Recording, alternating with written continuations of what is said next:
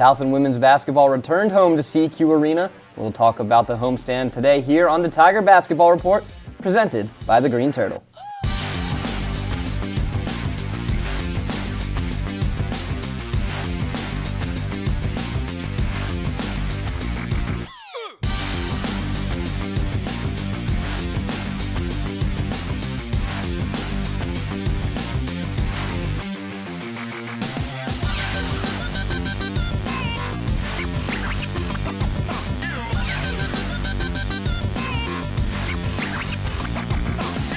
Hello again, fans, and welcome back to the Tiger Basketball Report. I'm your host, Ben Rosenbaum. Towson returned home to CQ Arena for a two-game homestand this week.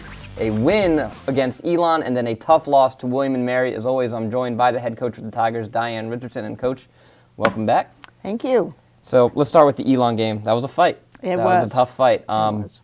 It seems, and it carried into William & Mary too, but that fourth quarter in UNCW, you guys go cold. Yes. And then at Elon, you're able to kind of dogfight it out. Yeah. Another bad shooting night, but able to get a 1-point lead.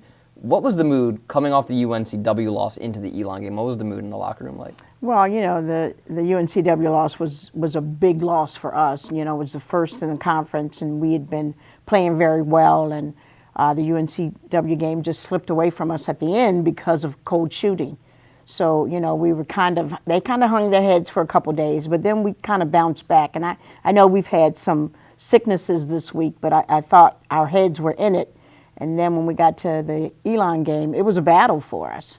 So I don't know, you know, I know that there are ups and downs in athletics, but I hate those downs. A bright spot was Nakai Mayo, double-double for her, 15 points, 13 rebounds. She's really...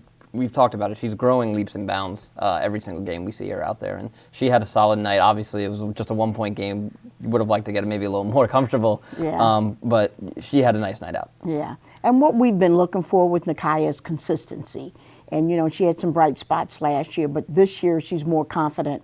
And we're seeing some consistency in her play. And I'm hoping that carries out through the rest of the season.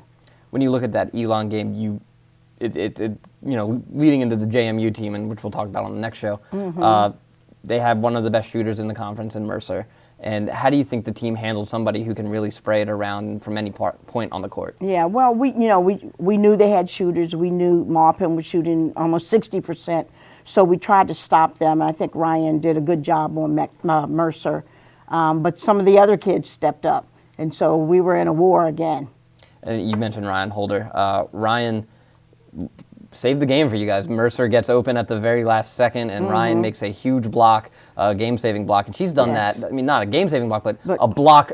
She's good for like 3 a night. Right. What is it about her defensive just awareness that she gets into the right position and she knows how to position herself where she's not getting called for fouls? She's you know, again, she's got that knack for knowing, you know, good timing, great timing. And not only does she have great timing, but she has another level of acceleration. So, you know, she kind of gets high. You know, one of the plays last night, she ran somebody down and threw the ball in the stands. And that, to me, was just good timing. And she's got great timing. Stepping away from basketball for just a moment, Ryan also the very first recipient of the Bob Marchandi Memorial Scholarship. And I knew that had to be a proud moment for you. I'm not sure how much you were involved with picking the recipient, because it could have gone to any Tiger on any team. Right. But knowing that it was one of your players, and specifically Ryan, what went into that for you, and how proud are you of what she's done off the court as well? Yeah, very proud of her. She's very deserving, and when the opportunity came around to nominate somebody, there was no other choice for me. I knew that she just was exemplary of all the things that they wanted in that scholarship. It was great to be there at the ceremony for her to receive it, the first one. And it was a proud moment for me. I kind of felt like a mom, too. So, I mean, very well deserving for Ryan.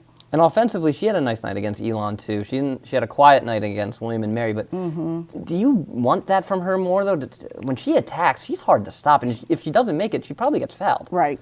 And she's got a quick first step. She kind of comes through the lane like, you know, kind of like, am I going to step in front of her? Nah, she's too strong. And so she gets that first step. And when she goes strong. And like you said, even if she misses it, she gets fouled. So we like for her to do that. And we try to encourage her more and more and more to do that. And moving to William and Mary now, a tough loss, second loss in the conference, first loss inside CQ Arena. When you look at the team, everyone face value, first person they talk about always has been Kiana Jeter. That was probably Kiana's worst game. I'm sure she would be the first person to tell somebody that was her worst game. 1 for 6 from the floor, just 2 points. She only had, I think, 10 in the game against Elon as well. She's really she's got the yips or something. What do you see when you look at Kiana's game right now? Well, you know, and she's always been able to elevate above everything. She wasn't feeling good this week, but she still, you know, she still looked good in practice. I think probably it took its toll on her this weekend, and we're hoping that she recovers. She's, you know, on meds and all, so hopefully she'll recover and be ready. We've got a long stand for JMU. When you have a player like that, who has been your go-to player, and whether it is they're sick or they're just in a shooting slump, how do you address that with the individual player and then with the team, because you need to get the production from somewhere? Right. And, you know, in these kinds of instances, you hope that everybody else steps up. And we had some subs in this weekend, so we got to see them get some reps. But hopefully, you know, everybody else on the team will step up. And, you know, when we have somebody like that scores, that's not doing as well as they should. All right. That'll do it for us today on the Tiger Basketball Report. Join us next time when we preview the Tigers' matchup against the James Madison Dukes. For head coach Diane Richardson, I'm Ben Rosenbaum. Thanks for joining us, and as always, go Tigers.